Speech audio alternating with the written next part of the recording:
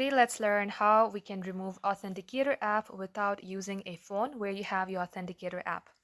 So this process can be done via your PC or your phone.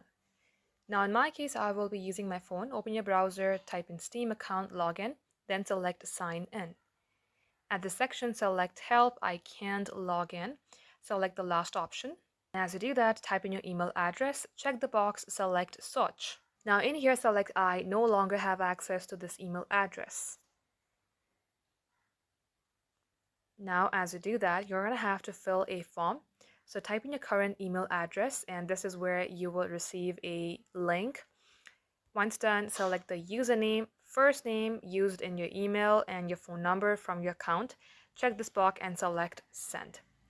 As you fill up this form, you will receive an email. Under the email, you will also have a link. You have to tap on the link and then you will get directed onto a page where you can reset your account and remove your mobile authenticator without actually needing it.